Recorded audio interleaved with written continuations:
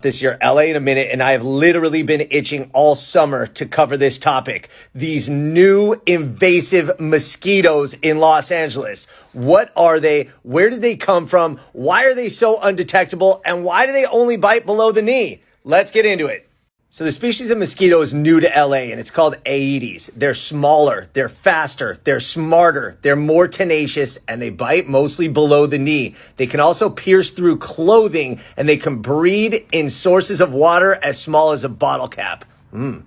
What makes these guys different is that they fly low to the ground, they strike during the day, and they prefer human blood to that of birds or any other animals. They often strike multiple times in rapid succession. But where did they come from?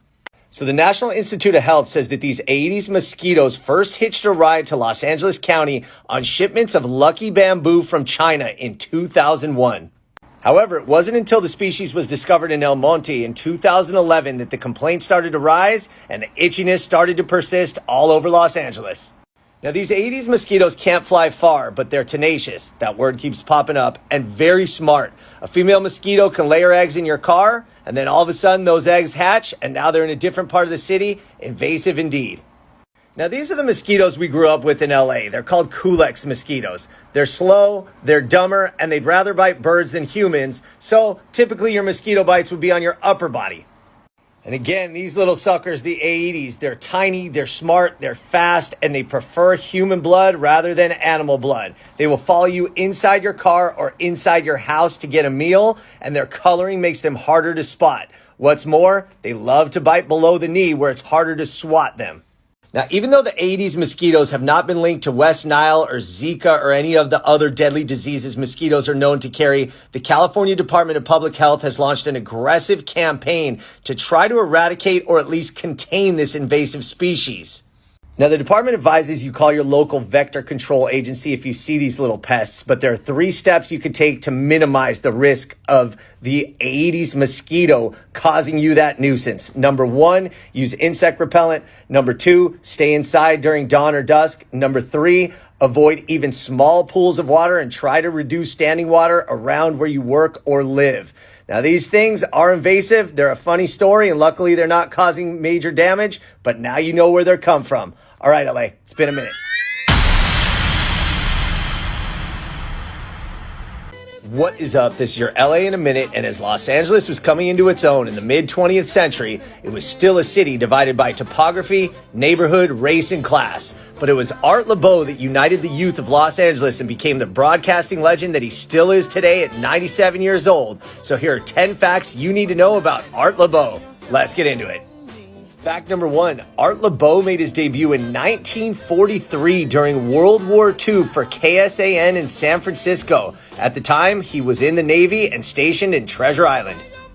Fact number 2, check this out. Art Laboe was the pioneer of the request and dedication concept. He would take phone calls from listeners on air while playing big band and jazz records. And because the technology hadn't caught up yet, he actually had to repeat to listeners what the person on the phone was saying. Fact number 3, Art Laboe is Armenian. He was born Art Agnoian to immigrant parents of Armenian descent in Salt Lake City. The station manager at KSAN in San Francisco suggested that Agnoian change his name, so he took the last name of a secretary working at the station. Fact number 4, and this is huge, Laboe was one of the first DJs to not discriminate, playing black, white, and Latino artists and taking calls from callers of all races, something that made him beloved in Los Angeles to this day. Fact number 5, Laboe started a live radio show from Scrivener's Drive-In on Sunset and Cahuenga, where teenagers would come and hang out, give live on-air dedications, and Art would make a list of the most frequently requested songs. Fact number 6, while taking those requests, the craze surrounding the first rock and roll hits of Elvis Presley, Jerry Lee Lewis, Chuck Berry, Little Richard was just reaching Los Angeles, and Art was the first disc jockey on the West Coast to play rock and roll. Fact number 7, because of that, in 1956, when Elvis Presley and the Colonel first came to Hollywood, it was Art Laboe that got the first and only radio interview. Fact number 8, Laboe assembled the first compilation album in American history. This was entitled Oldies But Goodies and was released by his company, Original Sound Record Company, Inc., and it stayed on the Billboard 100 Top LPs chart for over 3 years.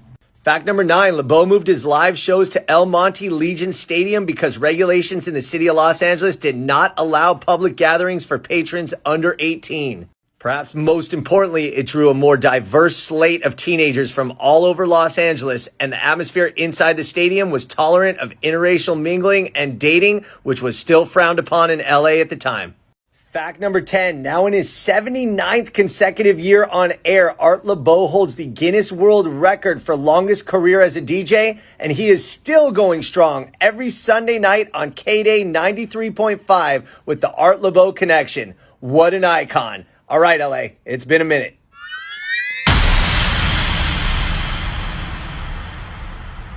What is up? This is your LA in a minute, and I always wanted to know, why is the LA River enclosed in concrete? Let's get into it. The answer is pretty straightforward. Flooding. They say historically there's been a flood once every 50 years at the Los Angeles River, but it happened twice in the 1930s. New Year's Eve 1933 into New Year's Day 1934, the Crescenta Valley flood wiped out Montrose, Tujunga, La Cañada, and Crescenta Valley. And in 1938, the Great Flood of Los Angeles killed over 100 people and caused what would be now $1.5 billion of damage. Los Angeles Mayor Frank Shaw had to take action. So along with the U.S. Army Corps of Engineers, they began to encase the streams, the tributaries, and even the river into a concrete channel. Our concrete river has lost some charm, but saved many lives, and there is a beautification project underway. And now you know why the LA River is enclosed in concrete. Like, follow, and subscribe. All right, LA, it's been a minute.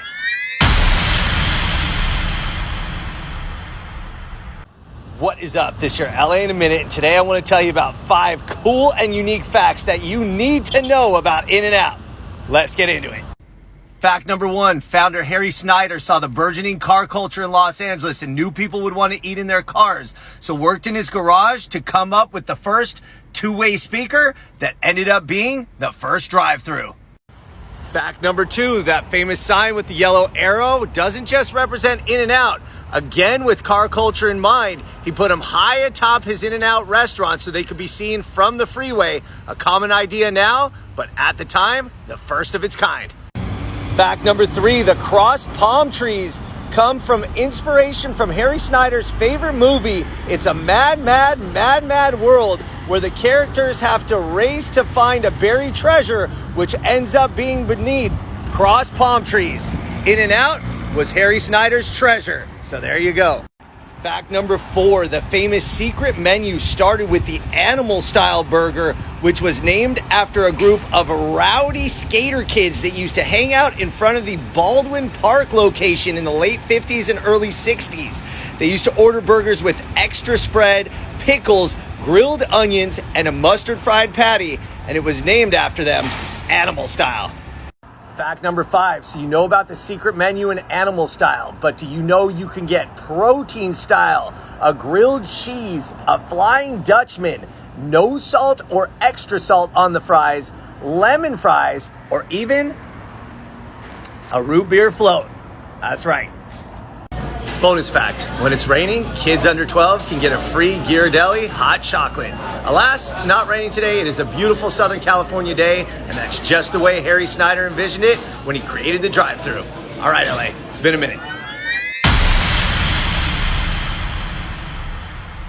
What is up? This is your LA in a minute, and I love this photograph because it's one of the most important photos in the history of Los Angeles and the United States. It shows the beginnings of the planned community of Lakewood in 1953, which became one of the most influential communities in the modern world. Think I'm exaggerating? I'm not. Let's get into it. Let me show you what I mean. This is an overhead view of Lakewood in 1949. Here's Lakewood in 1953. 17,500 homes were built in 3 years in a 9.5 square mile area. Wow. Now, though Levittown, Pennsylvania is credited with being America's first pre-planned suburb, it had major flaws, which the developers of Lakewood sought to correct and did so with wild success. The building of Lakewood broke records. A new home was completed every 7.5 minutes. A record of 110 homes were completed in a single day in 1952. It was the end of World War II and veterans had some money and needed homes. On the very first day of sales in 1950, more than 30,000 people showed up to look at one of the 7 model homes in Lakewood. Within 30 days, 200,000 people had already seen the homes, and they sold more than 1,000 with a record of 107 selling in a single hour. Now, special financing had something to do with it. World War II veterans could get these homes with 0 money down and a 30-year mortgage at only 4% interest rate. Correcting from one of Levittown's major mistakes, there were 54 different models, so all the homes were slightly different and had their own character. So Lakewood was more than just rows of houses. It had sites for schools, parks, places of worship, and perhaps most importantly, the Lakewood Center, which provided a downtown for this community, the first of its kind. And by the way, the Lakewood Center is the oldest existing indoor mall in America. In 1954, as Lakewood's astronomical growth put the population at 70,000, the residents voted to be incorporated into Los Angeles, the largest community in the country ever to vote for incorporation and the first to incorporate in Los Angeles since 1939. So what made Lakewood a true pioneer is that it was the first contract city, which means it gets most of its municipal services through Los Angeles County. It's also worth noting that Lakewood's flatness is one feature that enabled it to be built so efficiently. The difference in height from one end of Lakewood to the other is only 4 feet in elevation. The success of Lakewood as a community is responsible for the development of suburbia all across the United States, as well as far-flung suburbs, even in China. Lakewood's population today hovers around 80,000 people, and Lakewood Center still provides life in the heart of Lakewood. And though Lakewood was not the first planned community, it was the first of its kind, and it set the pattern for suburban growth from the 1950s through the 2020s. All right, LA, it's been a minute.